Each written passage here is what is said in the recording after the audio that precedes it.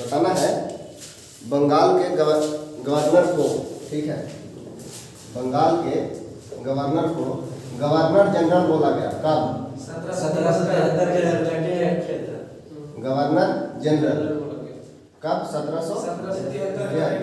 1773 का कौन सा था? रेगुलेटिंग एक्ट, ठीक है, क्या रेगुलेटिंग एक्ट। देखिए क्वेश्चन बोलता है, मतलब जब भी संविधान पढ़ते हैं तो हम यहाँ से ही क्यों पढ़ते हैं? ब्रिटिश द्वारा आया था कब? 31 दिसंबर 1600, लेकिन जब हमारा संविधान स्टार्ट होता है तो वो पढ़ते हैं रेगुलेटिंग एक्ट 1773 से। तो ऐसा क्यों? क्योंकि मतलब गवर्नर जनरल बंगाल के द्वारा, ब्रिटिश के द्वारा प्रथम बार संविधान यानी कि कोई विधि बनाने की प्रक्रिया स्टार्ट हुआ था। इसके तहत तो रेगुलेटिंग एक्ट 1773 के तहत। इसमें बोलता है केंद्रीयकरण की नींव, एक क्वेश्चन पूछता है केंद्रीयकरण की नींव कब रखी गई? 1773 के रेगुलेटिंग एक्ट के तहत केंद्रीयकरण की नींव रखी। नींव मतलब क्या? जैसे बोलते हैं कि घर जब बनता है तो नींव रखा जाता है ना, मतलब स्टार्ट हुआ, केंद्रीयकरण स्टार्ट होता है। केंद्रीयकरण का मतलब क्या? वर्ड है सेंट्रलाइजेशन, ठीक है, सेंट्रलाइजेशन यानी कि हिंदी होता है केंद्रीकरण। बताना है केंद्रीकरण का मतलब क्या? केंद्रीयकरण का अर्थ क्या होता है? केंद्रीयकरण का अर्थ मतलब है, देखिए यहाँ था बंगाल हमारा, यहाँ था मद्रास, यहाँ था बॉम्बे, है ना, यहाँ था बॉम्बे। कंपनी आया था हमारा कब? 31 दिसंबर 1600। 31 दिसंबर 1600 को कंपनी आया, और कंपनी आया था किस लिए? व्यापार करने के लिए। पढ़े होंगे बचपन में, शुरू से पढ़ते आ रहे हैं कि कंपनी आया था व्यापार करने। लेकिन धीरे धीरे हालात ये होता है कि कंपनी कुछ एरिया को जीत लेता है। क्या करता है? कुछ एरिया को जीत लेता है, जैसे बंगाल में उसका अधिकार हो जाता है। इसके पूर्व देखिए 2 युद्ध हुआ था जो काफ़ी इंपॉर्टेंट है। फर्स्ट है 1757 का प्लासी का युद्ध, ठीक है, प्लासी का युद्ध। इसमें हारता कौन है? बंगाल का नवाब। उस टाइम बंगाल का नवाब कौन रहता है? सिराजुद्दौला, ठीक है, सिराजुद्दौला को हराता है प्लासी का युद्ध में। उसके बाद निर्णायक युद्ध रहता है सेकंड नंबर, कौन सा? Battle of Buxar.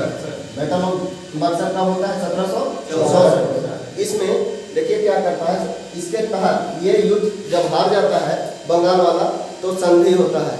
अब उस संधि का नाम बतलाना है, कौन सा था?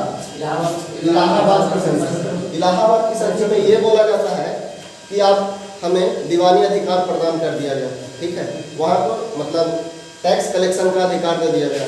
सोचिए अभी हम लोग भारत सरकार को टैक्स देते हैं, कभी ऐसा टाइम आए जैसे बोला जाए कि आप एलजी को टैक्स देना होगा, एलजी कंपनी को, अडानी को, अंबानी को आपको टैक्स देना होगा, यही का है, ठीक है। लेकिन अगर कोई फॉरेन कंट्री वाला कोई कंपनी आ जाए और उसको वो टैक्स के रूप में मांगने लगे तो वो कैसा फील होगा? वहाँ के लोगों को क्या होगा कि आज तक हम भारत सरकार को देते थे, बंगाल सरकार को देते थे, लेकिन अब कोई कंपनी मांग रहा है तो देने से इनकार किया, तो भावना बढ़ी।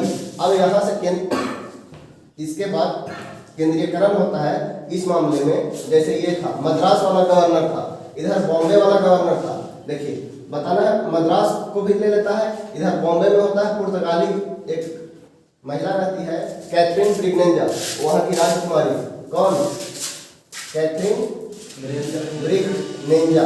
इसकी शादी होती है 1661 में, है ना, 1661 में शादी होती है किससे? चार्ल्स सेकंड से शादी होता है और इसको मिल जाता है बॉम्बे, ठीक है, बॉम्बे मिला। अब यही चार्ल्स देखिए 1668 में ये था राजा वहाँ का। अब ये उस बॉम्बे को क्या करता? तो कुछ नहीं, दे दिया, मतलब कंपनी को दे दिया, बॉम्बे पर भी अधिकार हो गया। बॉम्बे भी इसका, बंगाल का, इधर मद्रास का, और यहाँ बॉम्बे इधर बंगाल वाला एरिया जीत ही लिया। तो फिर यहाँ से टैक्स कलेक्शन करता है। अब जो कंपनी जो था वो टैक्स कलेक्ट कर रहा था, पहले आया था व्यापार करने, कंपनी आया था क्या करने? व्यापार करने। अब क्या कर रहा है? टैक्स कलेक्ट कर रहा है। टैक्स कलेक्ट यानी कि उसका अधिकार हो गया, ठीक है, अधिकार हो गया। तो उसको अब सुदृढ़ बनाना था, इसके लिए एक गवर्नर जनरल बनाता है। जो गवर्नर था बंगाल का गवर्नर, उसको बोल दिया गया बंगाल का गवर्नर जनरल, ठीक है, बंगाल का गवर्नर जनरल। तो क्वेश्चन पूछता है बंगाल के प्रथम गवर्नर जनरल कौन हुए? तो कौन? Lord Warren Hastings. Warren Hastings के टाइम में ही 1773 का रेगुलेटिंग एक्ट आता है, ठीक है, 1773 का रेगुलेटिंग एक्ट। इससे इंपॉर्टेंट पॉइंट देख लेते हैं। फर्स्ट, इसी के तहत प्रथम बार सर्वोच्च न्यायालय की स्थापना होती है। कब? सुप्रीम कोर्ट की स्थापना 1774 में। इसके मुख्य न्यायाधीश अगर बोलेगा तो कौन थे? Sir Elijah इंग्रे।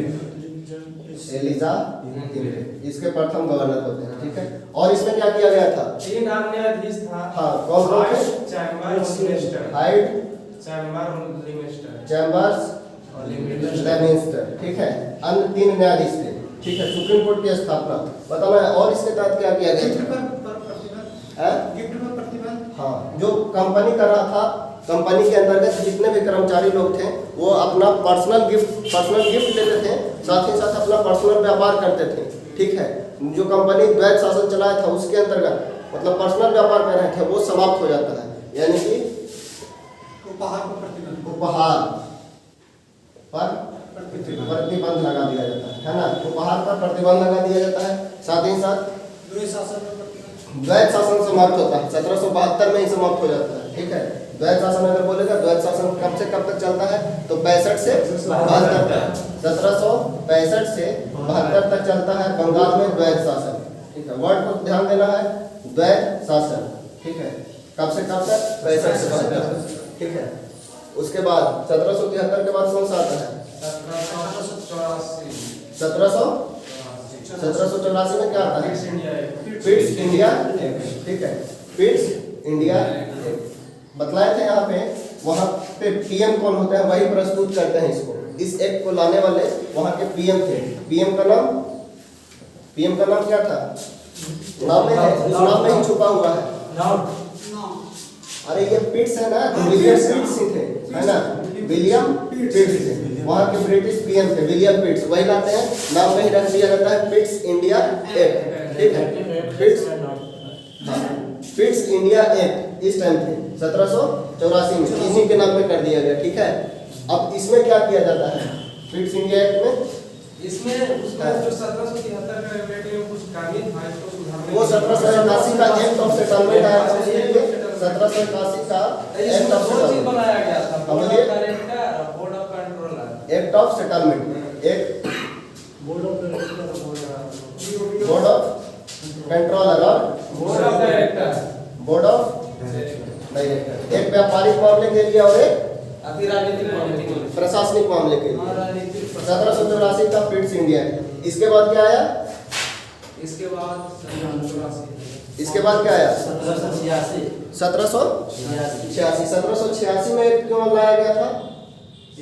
कॉर्नवालिस के लिए लाया गया था। कॉर्नवालिस अपना सैन्य शक्तिमान क्वेश्चन पूछता है, गवर्नर जनरल को प्रथम बार वीटो शक्ति कब प्रदान की गई थी? वीटो मतलब होता है निषेधाधिकार, ठीक है। वीटो पावर यानी कि निषेधाधिकार,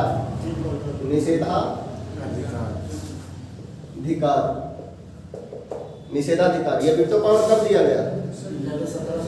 1786 में, प्रथम बार 1786 में दिया गया था, ठीक है। बंगाल के गवर्नर जनरल को वीटो पावर यानी कि मानना नहीं मानना है, जो उसका सदस्य था कार्यकारिणी परिषद के जो 4 सदस्य नियुक्त किए गए थे उसको नहीं मान सकता है गवर्नर जनरल, ये दिया गया पावर 1786 में, ठीक है।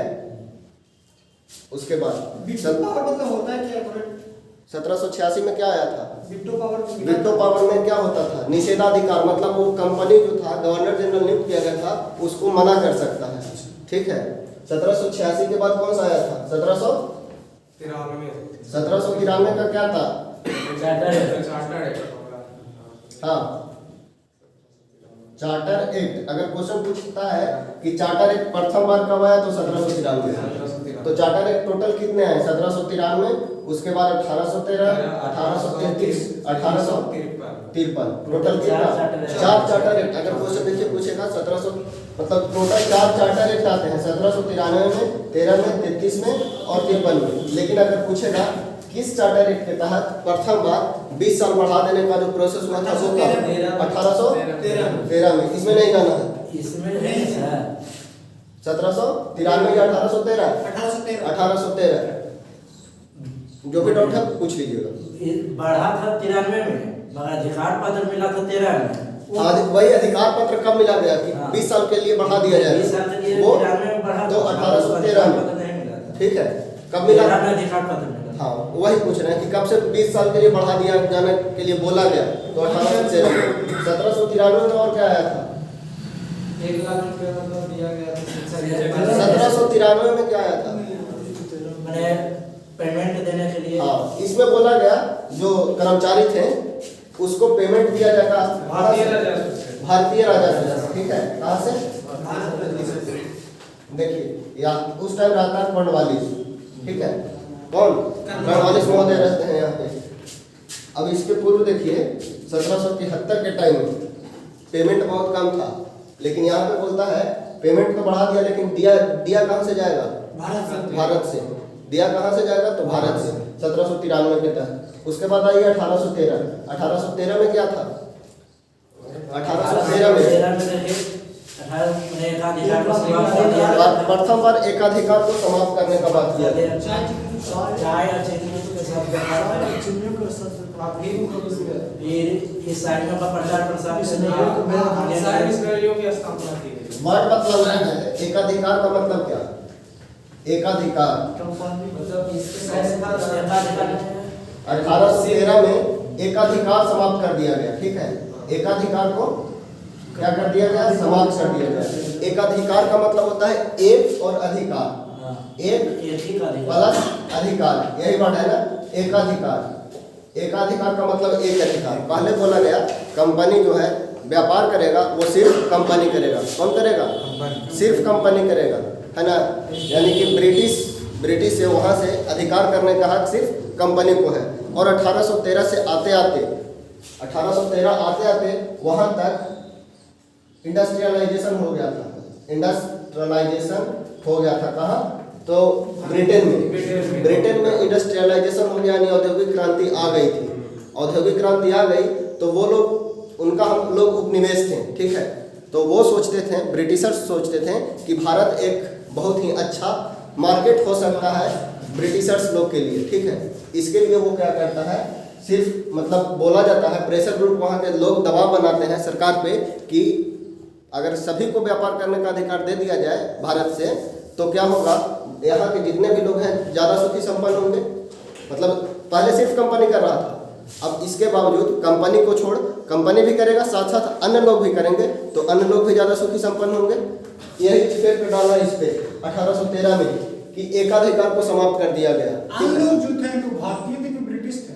ब्रिटिश, जैसे वहाँ पहले कर रहा था कंपनी कर रहा था। ठीक है, व्यापार कौन कर रहा है?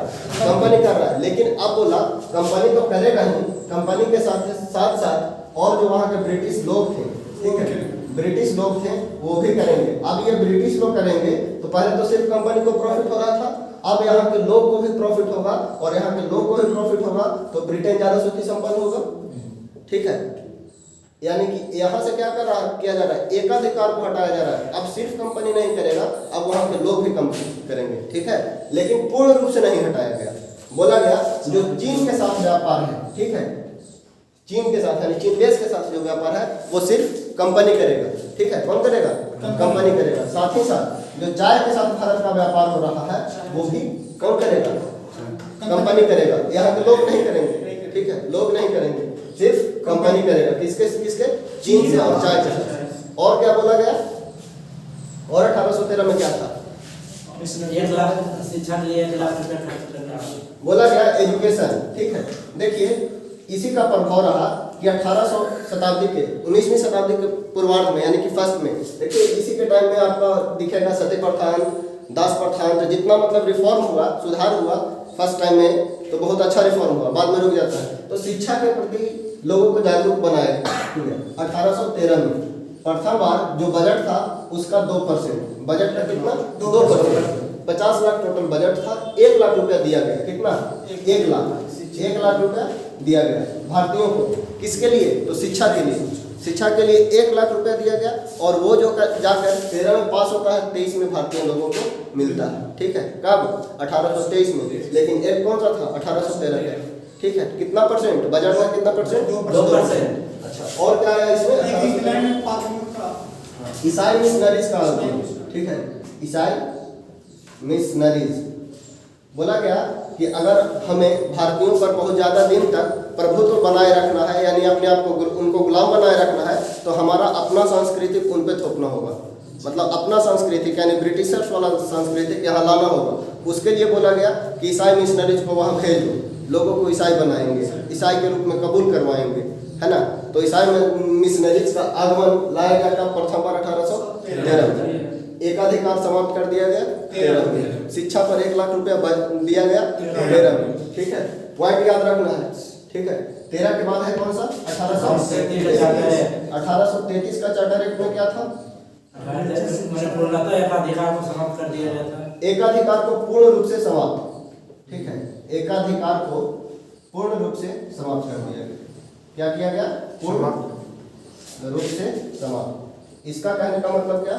यानी कि जो अभी चीन और चाय वाला व्यापार कर रहा था सिर्फ कंपनी, अब वो भी नहीं करेगा, अब ये भी नहीं करेगा, अब ये भी कौन करेगा? ब्रिटिश करेगा, ठीक है। अब मतलब कंपनी नहीं, 33 में कंपनी, अब कंपनी का मात्र काम रह गया व्यापार करना समाप्त। देखिए इसमें 1833 में व्यापार करना समाप्त कर दिया गया, व्यापार नहीं करेगा कंपनी, व्यापार नहीं करेगा, क्या करेगा? तो प्रशासनिक काम करेगा, ठीक है। प्रशासनिक क्षेत्र देखेगा कंपनी, ठीक है, प्रशासनिक क्षेत्र देखेगा। और इसी के अंतर्गत जो केंद्रीयकरण स्टार्ट हुआ था वो केंद्रीयकरण पूर्ण होता है। जो बंगाल का गवर्नर जनरल रहता है, यहाँ तक देख रहे थे, जो भी आएगा ना बनेगा उसको बोलेंगे बंगाल का गवर्नर जनरल, ठीक है, बंगाल का गवर्नर जनरल, ठीक है, गवर्नर जनरल ऑफ बंगाल, ठीक है। गवर्नर जनरल ऑफ बंगाल नाम चेंज हो जाएगा और नाम क्या दिया जाएगा? गवर्नर जनरल ऑफ इंडिया, ठीक है। अब देखिए केंद्रीयकरण पूर्ण कैसे होता है। उस टाइम नींव क्यों बोले थे? वर्ड समझना है, नींव क्यों बोले थे? सिर्फ बंगाल में आया इसलिए नींव बोले। अब गवर्नर जनरल ऑफ बंगाल नहीं बोल रहे, गवर्नर जनरल ऑफ इंडिया बोल रहे हैं, यानी पूर्ण रूप से भारत में हो गया उसका प्रभुत्व, ठीक है। तो गवर्नर जनरल ऑफ इंडिया यानी केंद्रीयकरण क्या हुआ? पूर्ण हुआ, ठीक है, केंद्रीयकरण पूर्ण हो गया। इस टाइम गवर्नर जनरल कौन बनेंगे? हाँ, first governor general of India Lord William, ठीक है, लॉर्ड विलियम बेंटिंक, ठीक है। और आगे बताना है इसके बाद 1833 में और क्या हुआ? एक तो व्यापार हुआ, पूर्ण व्यापार समाप्त हो गया, प्रशासनिक क्षेत्र में अंग्रेजी शिक्षा, ठीक है, अंग्रेजी शिक्षा में भी जोड़ देता है इस टाइम भी।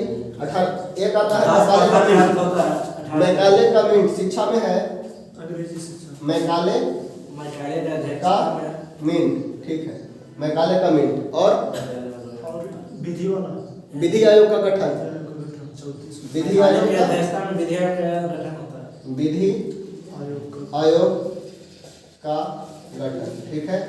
और क्या? 1833 में 10 प्रथा का अंत होता है, 10 प्रथा का अंत होता है 43 में। इसी के तहत 1843 में हो जाएगा 10 प्रथा का अंत, ठीक है, 10 प्रथा का 10 प्रथा का अंत। और सती प्रथा तो 29 में हो जाएगा, वो अलग चीज है, सती प्रथा 43 में स्टार्ट हुआ, 43 में वो हिस्ट्री में देख चुके थे, ये हम लोग सिर्फ संविधान देख रहे हैं। एक क्वेश्चन और पूछता है, 1833 के पहले जो भी कानून बना ना उसको बोला गया नियामक कानून, ठीक है, नियामक कानून, ठीक है। नियामक कानून का मतलब होता है रेगुलेशन, ठीक है, जैसे पढ़े होंगे रेगुलेशन, है ना। जैसे क्वेश्चन बोलता है सती प्रथा को अंत किया गया कब?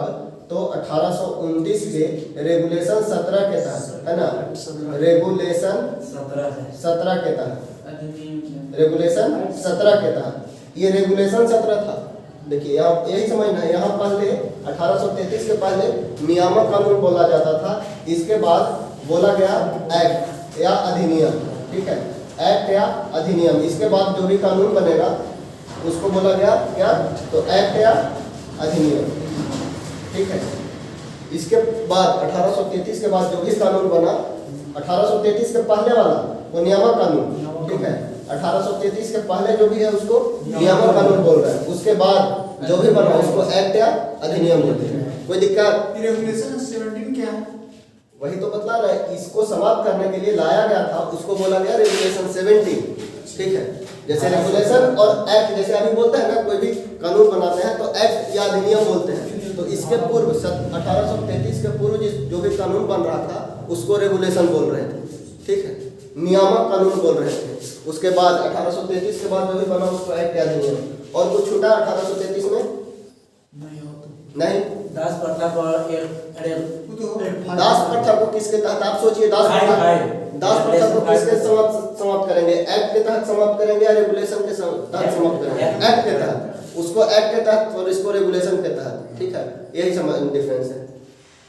एक बार फिर से रिवीजन हो जाए 1833 में। प्रथम पॉइंट हुआ एकाधिकार को पूर्ण रूप से समाप्त।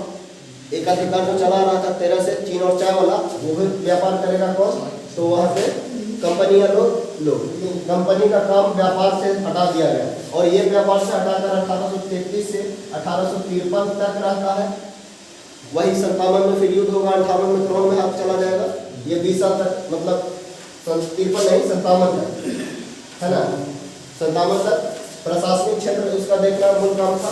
मैकाले का मीट आता है, विधि आयोग का गठन होता है। ठीक है, इसके पूर्व बने कानून को नियामक कानून, बाद वाले कानून को एक्ट या अधिनियम बोला गया, और इसी के तहत दास प्रथा कांड 1843 में हो जाता है। ठीक है, इतना लगभग पॉइंट रहा 1833 से, और 1833 से लगभग हो गया। इसके बाद कौन सा आएगा? 1853 के चार्टर अधिनियम में क्या था? 1853 का चार्टर अधिनियम, रेल डाक कार सेवा स्टार्ट होता है 1853 में, और 1854 में आता है। किसके तहत? इसी के तहत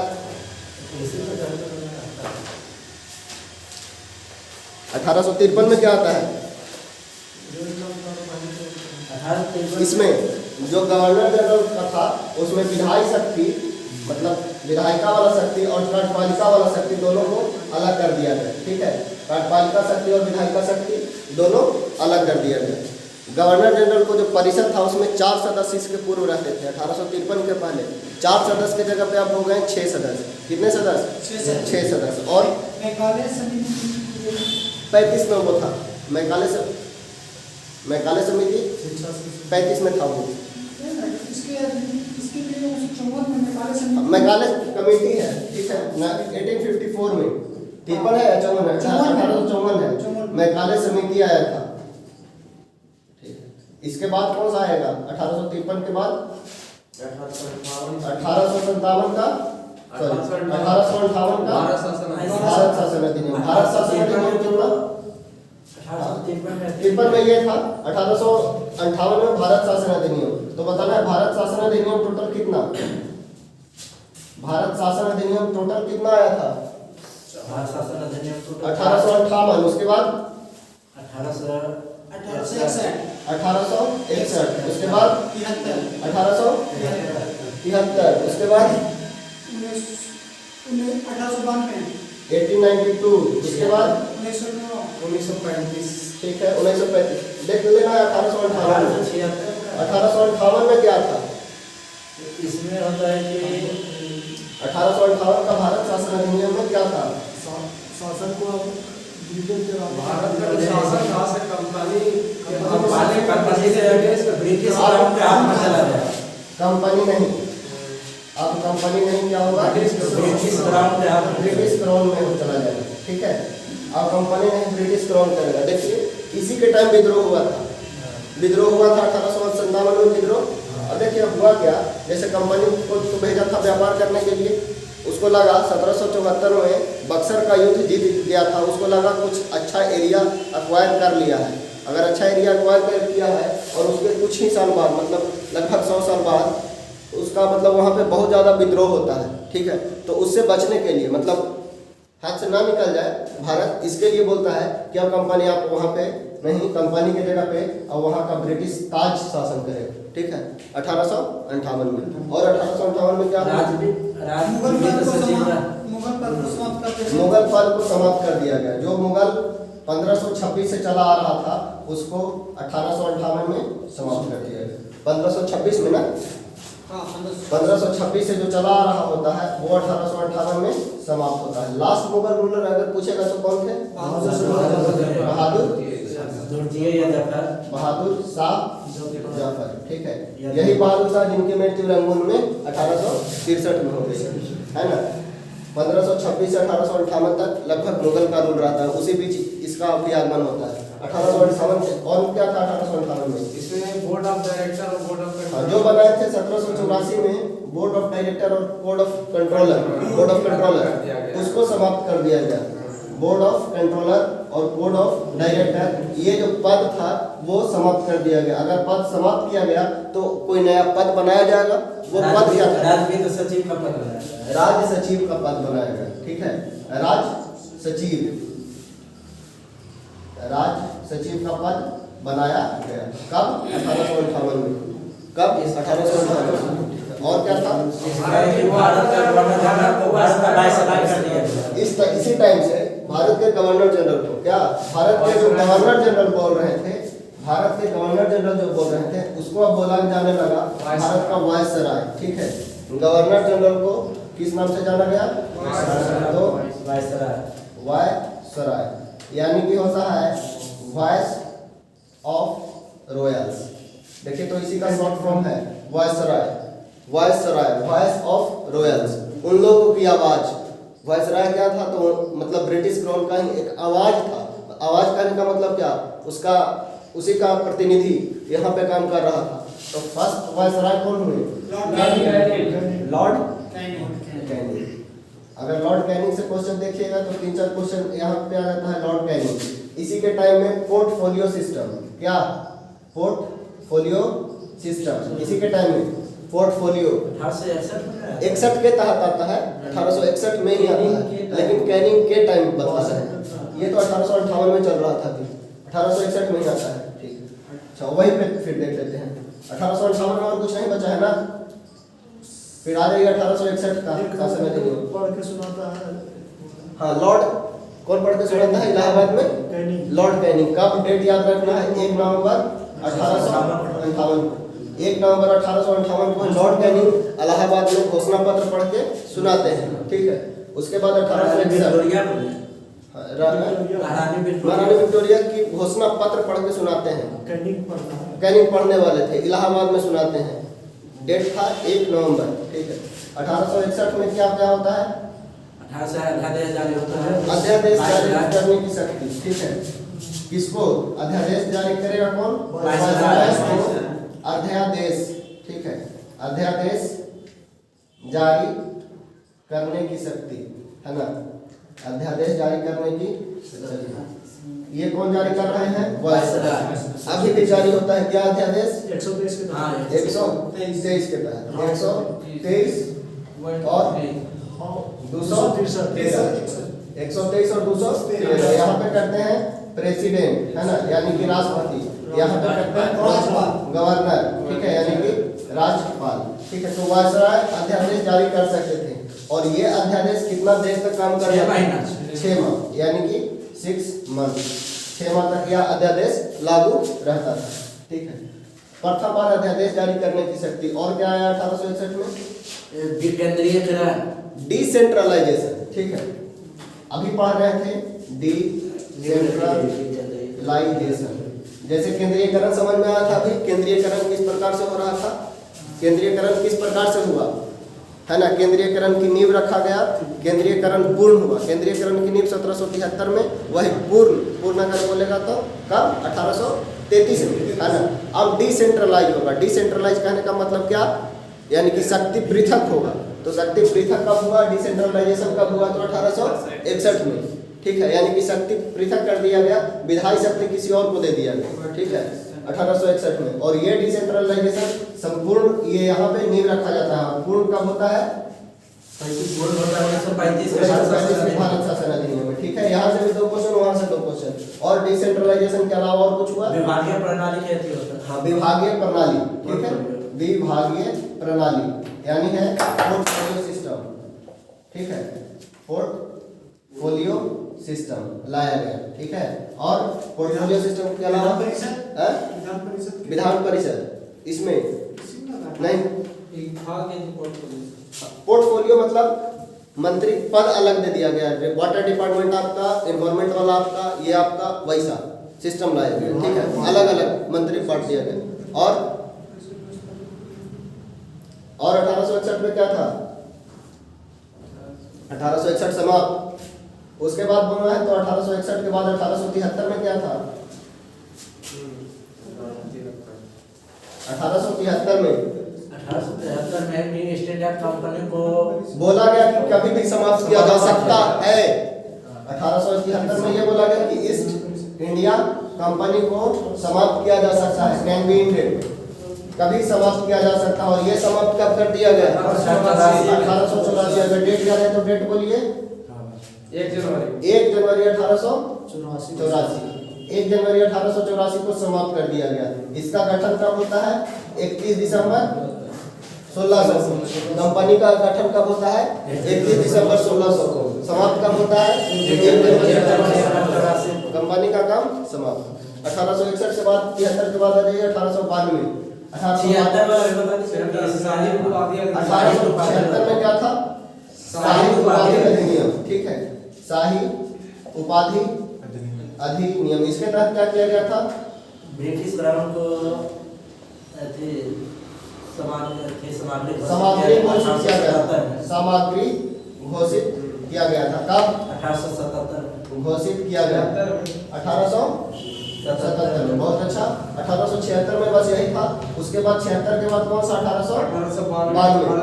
1892 में क्या था? 1892 का भारत परिषद अधिनियम। इसमें क्या किया गया? अप्रत्यक्ष चुनाव। क्या है? फर्स्ट है अप्रत्यक्ष चुनाव। अप्रत्यक्ष चुनाव। अप्रत्यक्ष चुनाव प्रथम बार भारत में चुनाव हुआ, ठीक है, कब? 1892 के भारत शासन अधिनियम। अगर ये बोला भी रहा है तो 1889 में ही, ठीक है।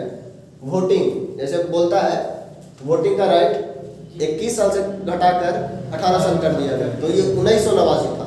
लेकिन अगर बोलेगा वोटिंग का राइट प्रथम बार दिया गया तो 1889 में, यही 21 साल। जैसे बोलिएगा ना कि 21 साल से घटाकर 18 साल कब किया गया, तो यहाँ 1989 है। लेकिन 21 साल तो कभी ना कभी हुआ होगा, तो ये 21 साल था 1889 में, ठीक है। लेकिन अगर अधिनियम पूछेगा तो अब अप्रत्यक्ष चुनाव पूछेगा तो 1892 का भारत परिषद अधिनियम।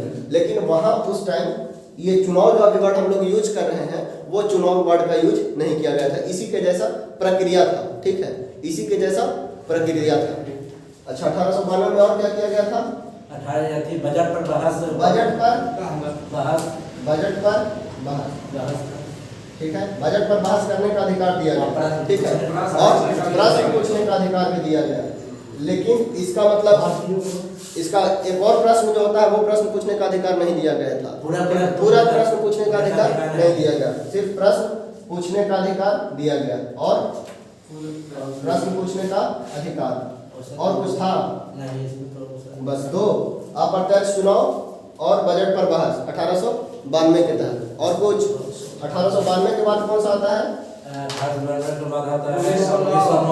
1909 बताना है। 1909 को अधिनियम को और किस नाम से जाना जाता है? Morley Minto reform.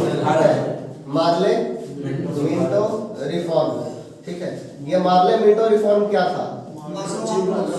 मार्ले जो भारत का इंग्लैंड में राज सचिव था, जो 1858 में हम पोस्ट बनाए थे राज सचिव, वो था मार्ले, ठीक है ना, राज सचिव, भारत ठीक है। के और ये था मिंटो फर्स्ट था या मिंटो सेकेंड?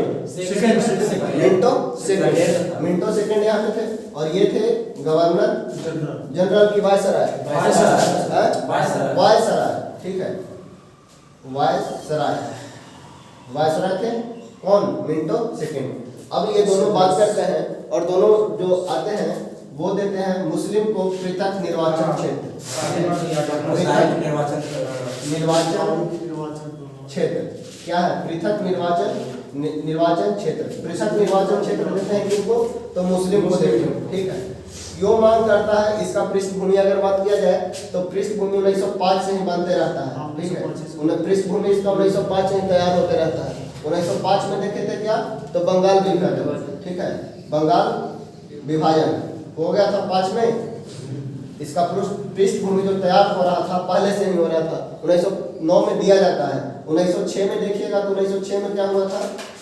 मुस्लिम मुस्लिम लीग की स्थापना, मुस्लिम लीग क्या स्थापना की स्थापना, मुस्लिम लीग। 1907 में क्या होता है? तो सूरत फूट, और यही सूरत फूट होता है जिसमें गरम दल और नरम दल साथ ही साथ आईएनसी यानी कि भारतीय राष्ट्रीय कांग्रेस और मुस्लिम लीग पृथक होते हैं, है ना। नरम दल गरम दल भी टूटते हैं, ये भी टूटते हैं। इसी के तहत इधर बंगाल विभाजन होता है, मुस्लिम लीग होता है, इसी का पृष्ठभूमि तैयार होता है और यहाँ पे पृथक निर्वाचन क्षेत्र मांगते हैं। पृथक निर्वाचन क्षेत्र का मतलब क्या होता है?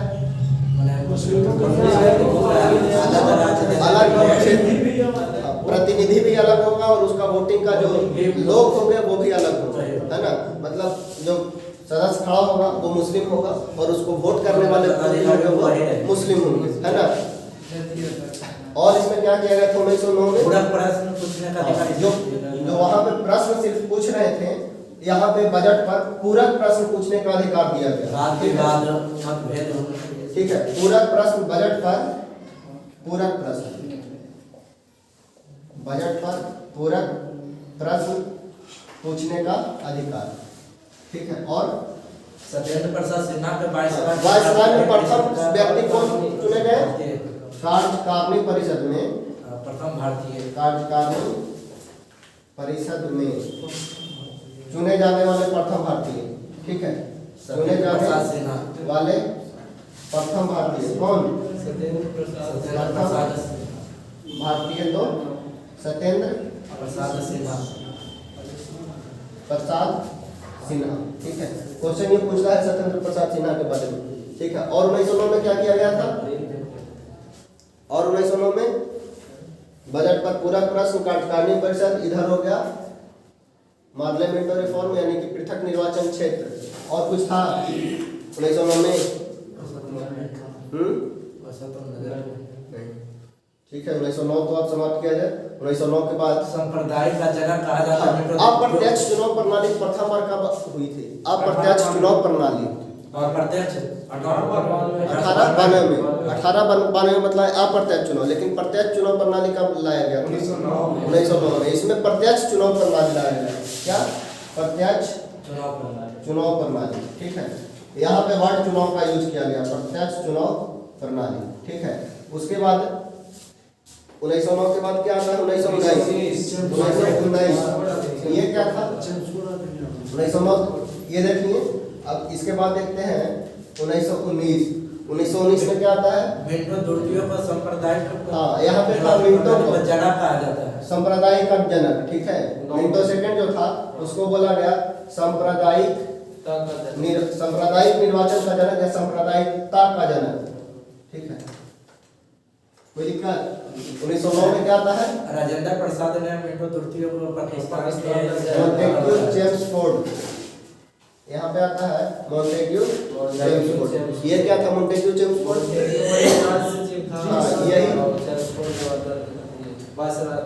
इसमें गवर्नर जनरल कौन रहेगा? वायसराय कौन रहेगा? गवर्नर जनरल रहेगा। चेम्सफोर्ड क्या था? वायसराय। भारत में वायसराय, भारत का वायसराय है चेम्सफोर्ड और मॉन्टेग्यू राज सचिव। ठीक है, इसमें क्या किया गया था मॉन्टेग्यू चेम्सफोर्ड में? बोलिए। केंद्र में या प्रांत में? प्रांत में द्विसदनात्मक की द्वैत शासन। प्रांत में कंफ्यूज वर्ड में नहीं करना है, ये है द्विसदनात्मक। ये वर्ड अलग है और द्वैत शासन अलग है। ठीक है, द्वैत शासन अलग है, द्विसदनात्मक मतलब दो सदन, ये अलग चीज है। लोकसभा राज्यसभा और द्विसदन अलग है, द्वैत शासन अलग है। तो यहाँ पे क्या था? प्रांत में द्वैत शासन। द्वैत शासन प्रांत में द्वैत शासन कब? तो 1919 के मॉन्टेग्यू चेम्सफोर्ड रिफॉर्म में। वहां पे मुस्लिम को अधिकार दिया गया था, लेकिन यहाँ पे किसको अधिकार दिया जाएगा सांप्रदायिकता के आधार पे? हाँ बोलिए। सिख, ईसाई, ये बुद्ध, ये सबको अधिकार दिया गया वोटिंग का, ठीक है। इसी के तहत वहाँ पे सिर्फ मुस्लिम को दिए थे। और इसमें क्या किया गया, द्विसदनात्मक व्यवस्था की स्थापना किया गया। केंद्र में द्विसदनात्मक या प्रांत में, केंद्र में केंद्र में द्विसदना, प्रांत में हो गया, प्रांत में बोल रहे हैं द्वैत शासन, केंद्र में द्विसदनात्मक व्यवस्था, द्विसदनात्मक व्यवस्था, द्विसदनात्मक व्यवस्था हम उसको बोल सकते हैं जो आज आप देख रहे हैं लोकसभा और राज्यसभा, इसका गठन सर्वप्रथम कब आया। जैसे हम लोग कॉन्स्टिट्यूशन में पढ़ते हैं संसद, आगे पढ़ेंगे संसद, और संसद में पढ़ेंगे लोकसभा राज्यसभा, तो इसका उद्भव हम देख रहे हैं तो कहाँ से हुआ है, 1919, ठीक है। भारत शासन अधिनियम 1919 मोंटेग्यू चेम्सफोर्ड भी जिसको बोले, उसी के अंतर्गत प्रथम बार केंद्र में द्विसदनात्मक व्यवस्था लाया गया, ठीक है, जिसमें लोकसभा और राज्यसभा के गठन का बात किया गया है, ठीक है। और क्या था और इसमें है कि और 1919 में मोंटेग्यू चेम्सफोर्ड रिफॉर्म में ये भी बोला गया कि प्रत्येक हम कितना दिन के बाद लाएंगे, 2 उपवर्ग में बांटा गया था। हस्तांतरित वो 2 वर्ग था, हस्तांतरित विषय को 2 वर्ग में बांटा गया, हस्तांतरित और आरक्षित रिजर्व। और इसमें क्या था कि 10 साल के बाद लाएंगे, 10 साल के बाद इसमें सुधार हुआ या नहीं, ठीक है, इसमें सुधार हुआ या नहीं, इसके लिए विधानसभा में 144 सीट, ठीक है, वो ठीक, ये इसमें लोकसभा और राज्यसभा में बात किया गया है, वो उतना डिटेल नहीं। और लोक सेवा आयोग का स्थापना किया गया था, लोक सेवा आयोग है ना, इसी के तहत 1926 में है ना, 1926 ली आयोग की सिफारिश, ली आयोग के सिफारिश पे, 24 में ली आयोग, ली आयोग, ठीक है। ली आयोग कब बना, कब था, 1926 में, 1926 में ली आयोग 1926 में बना, 23 ली आयोग बना 1923 में, और यही सिफारिश, इसी के सिफारिश पे 1926 में कौन क्या बना 1926 में, लोक सेवा आयोग, ठीक है, लोक सेवा आयोग, लोक सेवा आयोग यूपीएससी। लोग 1926 में महिला को मताधिकार देने से वोट देने का अधिकार, प्रथम बार महिलाओं को वोटिंग का अधिकार देने का अधिकार 1919 में था, महिला को वोट देने का अधिकार, वोटिंग का राइट, ठीक है, महिला को वोटिंग का राइट दिया गया, महिला को वोटिंग का राइट दिया गया कब, तो 1919 में, ठीक है। एक बार रिकॉल कर लीजिए फिर से, राज सचिव कौन थे, तो मोंटेग्यू थे, चेम्सफोर्ड कौन थे, तो प्रांत में द्वैत शासन का 1919 के अधिनियम के तहत प्रांत में, यहाँ से क्वेश्चन कंफ्यूज कीजिएगा, यहाँ पे प्रांत, एक बार देगा केंद्र, ठीक है, केंद्र में द्वैत शासन का तो 1935, यहाँ पे प्रांत है तो प्रांत में द्वैत शासन का 1919, उसके बाद सिख, ईसाई, बुद्ध, ये फीमेल, ये सब लोगों को वोटिंग का राइट दिया गया प्रथम बार, मतलब सांप्रदायिकता के आधार पे 1919 में, मुस्लिम को सिर्फ बोलेगा तो 1909 में।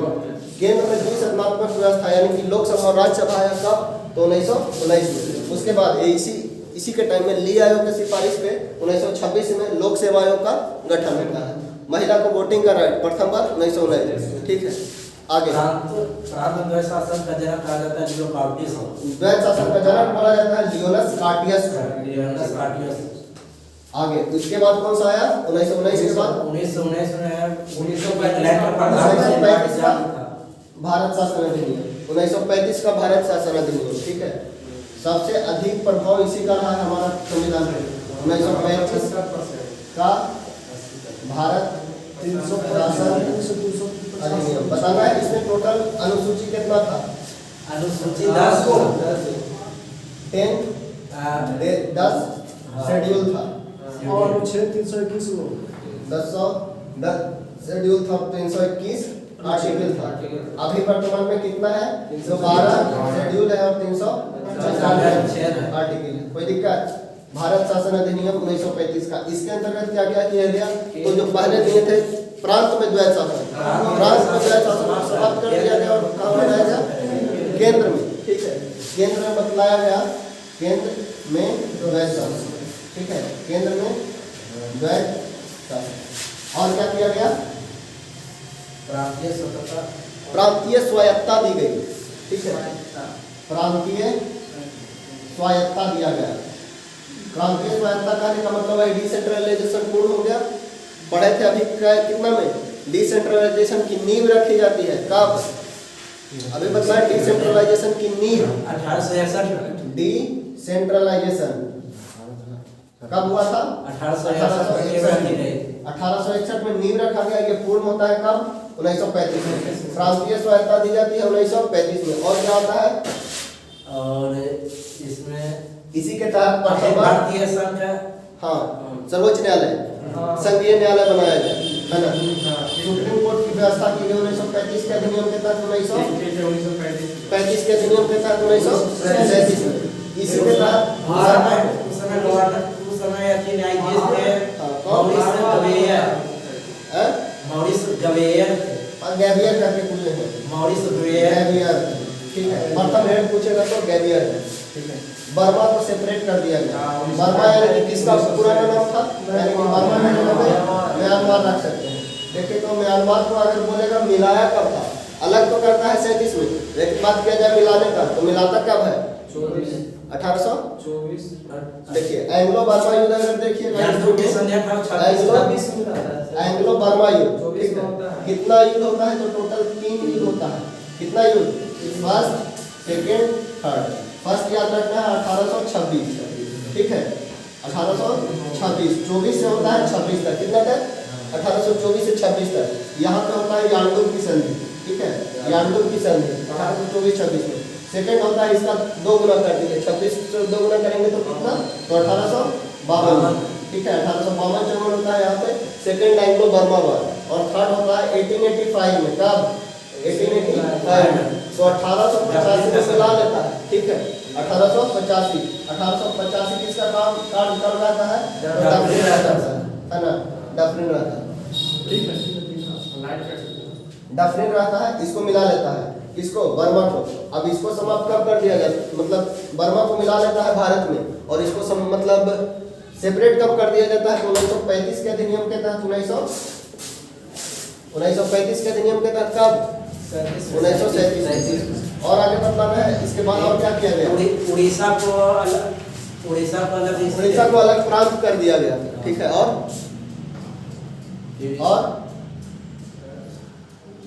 और क्या किया गया? हाँ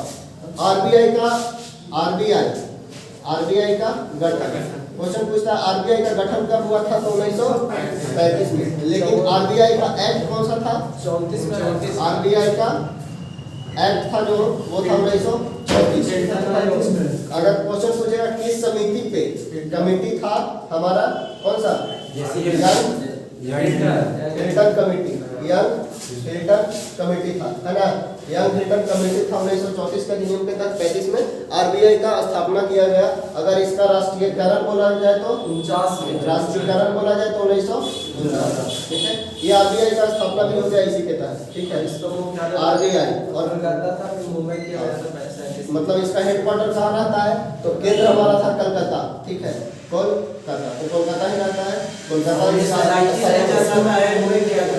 मुंबई चेंज कर देता है कब? बॉम्बे कलकत्ता टू बॉम्बे हो जाता है। बॉम्बे 1937 ठीक है। और आगे और कुछ था 1935 में बोलिए। अभी देखे थे अध्यादेश जारी करने की शक्ति बतलाना है। गवर्नर जनरल को अध्यादेश जारी करने की शक्ति कब दी गई थी? 61 में। लेकिन अगर क्वेश्चन पूछेगा राष्ट्रपति को अध्यादेश जारी करने की शक्ति किसके तहत? तो भारत शासन अधिनियम 1935 के तहत कौन अध्यादेश जारी कर सकते हैं? राष्ट्रपति ठीक है। तो इसी के तहत और कुछ है इसमें?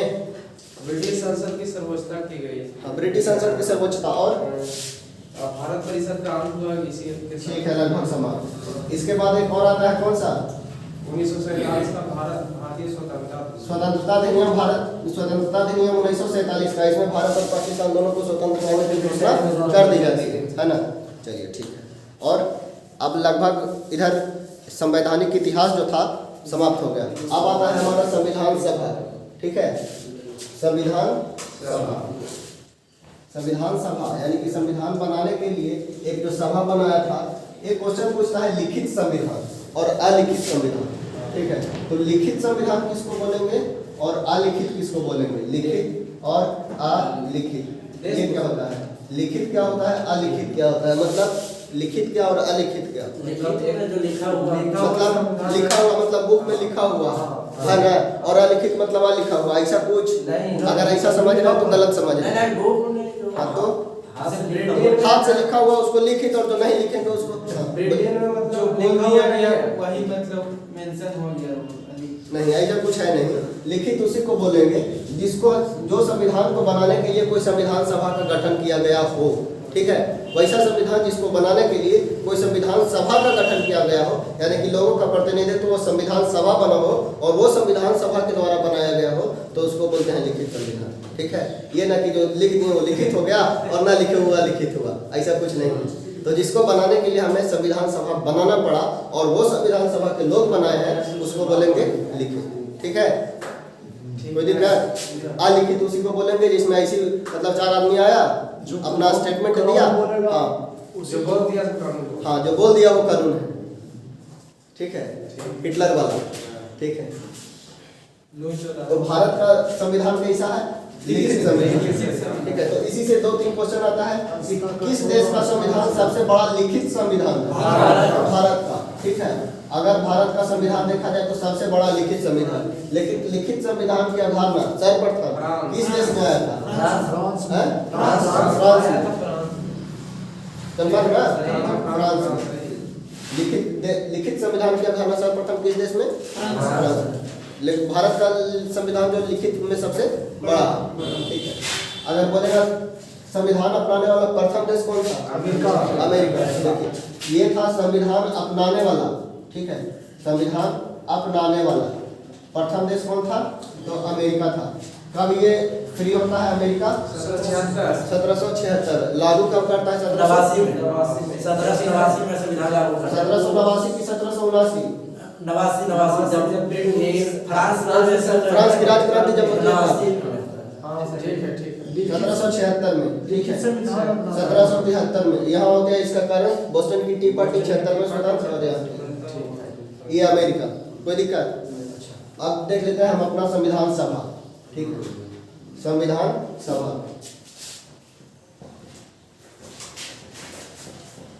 बतलाना है। संविधान सभा की मांग सर्वप्रथम किनके द्वारा किया गया था? तिलक। बाल गंगाधर तिलक। लेकिन ये सब अपने आप में मतलब अनौपचारिक थे, ठीक है, अनौपचारिक थे। बाल गंगाधर तिलक के द्वारा कब? 1895 में स्वराज विधेयक लाते हैं, ठीक है। स्वराज विधेयक लाते हैं। इसी में प्रथम बार संविधान सभा के गठन की मांग किया जाता है बाल गंगाधर तिलक के द्वारा। ये वही तिलक है जो 1893 और 95 में महाराष्ट्र में शिवाजी उत्सव और गणपति उत्सव, यहाँ से याद रखना है गणपति और शिवाजी, गणपति उत्सव और शिवाजी महोत्सव। गणपति उत्सव 1893 में, गणपति उत्सव और शिवाजी महोत्सव। गणपति उत्सव कब? 1893 में। शिवाजी महोत्सव कब? 1895। देखिए दोनों का एज डिफरेंस है, मतलब गैप जो है 2 साल का है। 2 चीज है, इसलिए यहाँ से 2 साल गैप रखना है। और गणपति उत्सव देखते हैं, पूजा उजा जब होता है तो गणपति जी का मतलब पहले होता है, तो 93 में आगे गणपति उत्सव स्टार्ट करते हैं, शिवाजी महोत्सव करते हैं, ठीक है। लोकमान्य तिलक, बाल गंगाधर तिलक, ठीक है। और इनसे क्वेश्चन देता है प्रथम बार पत्रकारिता को लेकर जेल जाने वाले, ठीक है। पत्रकारिता को लेकर जेल जाने वाले, लेकर जेल जाने वाले प्रथम लोग 1882 में प्रथम बार जेल जाते हैं। कब? 1882 में, ठीक है। जेल जाने वाले भी पहले हो गए और संविधान सभा की मांग करने वाले भी पहले हो गए। इनके गुरु कौन थे? बाल गंगाधर तिलक राजनीति गुरु थे। हाँ, और एक और गुरु कौन थे जिनसे सबसे ज्यादा प्रभावित थे? ये वही तिलक हैं जिनके मृत्यु पे 1 अगस्त 1920 को कौन सा आंदोलन स्टार्ट होता है? असहयोग आंदोलन। असहयोग आंदोलन। और देखेंगे इनके बारे में और हिस्ट्री में देखेंगे, थोड़ा पॉइंट देख लेते हैं, ठीक है। अभी हम लोग यहाँ पे हैं, संविधान सभा का टॉपिक है ना। आगे बताना है संविधान सभा की क्वेश्चन है। प्रथम बार ये तो मांग किए, उसके बाद स्वराज पार्टी कौन गुरु थे? राजनीति गुरु तो दादा भाई नौरोजी थे। नहीं याद आ रहा है, नहीं याद आ रहा है। कल आज पढ़े तो राजनीति गुरु थे। ठीक है 1800 इधर बाल गंगाधर तिलक। महात्मा गांधी क्या मांग करते हैं? महात्मा 1922 में हैं? स्वराज के मांग। महात्मा गांधी क्या 1922 में क्या मांग करते हैं? संविधान सभा के बारे में बोलते हैं संविधान सभा जो बनेगी वो भारतीयों के इच्छा के अनुसार बनेगी। कैसे बनेगा? भारतीयों के इच्छा के अनुसार बनेगा। ऐसा मानना था किनका? तो गांधी का 1922 में। ठीक है। और 1924 में स्वराज चित्तरंजन दास ने स्वराज पार्टी पार्टी में स्वराज पार्टी 1924 में मांग करता है। ठीक है। कभी कभी 34 भी देगा। ठीक है, ध्यान से देख लेना है। 24 ही ज्यादा देता है, कभी कभी 34 भी लेते हैं। स्वराज पार्टी मांग करता है। उसके बाद और उसके बाद 1934 में एम एन राय ने संविधान सभा एम.एन. राय औपचारिक रूप से एम.एन. राय 1934 में उसके बाद 1938 में जवाहरलाल नेहरू। जे.एल. नेहरू। ये किस आधार पर मांग करते हैं? नियोजन समिति के जे.एल. नेहरू वयस्क मताधिकार के आधार पर जे.एल. नेहरू। ठीक है। प्रथम बार एक्सेप्ट कब कर लिया जाता है? नियोजन समिति भी नियोजन समिति गठन करते हैं। प्रथम बार एक्सेप्ट कर, ये तो मतलब स्टार्ट होता है मांग बहुत पहले से। और एक्सेप्ट कब कर लिया जाता है? प्रथम बार एक्सेप्ट करने का प्रोसेस 1940 वाला। ठीक है। 1940 में क्या आया था? अगस्त प्रस्ताव। ठीक है। अगस्त प्रस्ताव में एक्सेप्ट करने का बात किया जाता है। और ये उसके बाद आता है क्रिप्स प्रस्ताव, है ना? क्रिप्स प्रस्ताव ये कब आता है? 1942 एक्सेप्ट कर लिया है। ठीक है। कैबिनेट उसके बाद 1942 के बाद 1946 में आता है cabinet mission. Cabinet mission important है। इसी के आधार पे मतलब संविधान सभा का गठन बोलेगा कि संविधान सभा का गठन किस आधार पे किया गया था? तो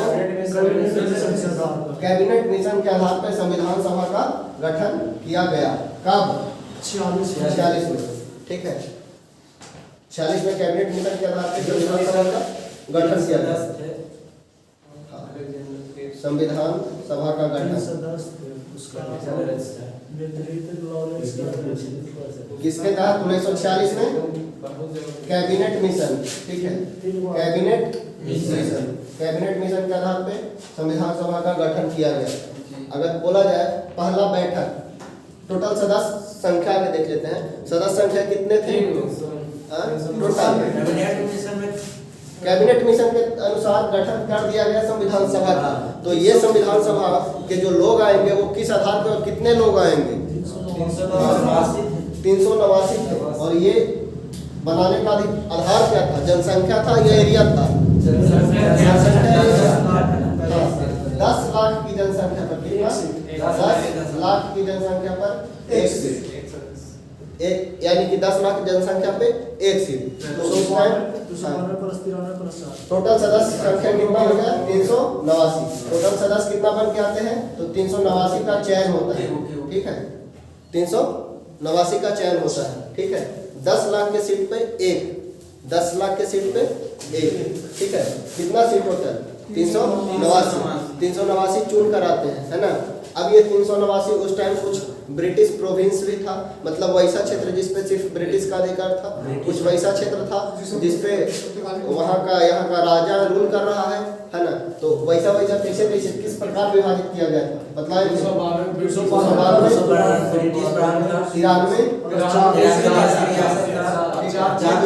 क्या था? तो ब्रिटिश प्रोविंस था। ठीक है।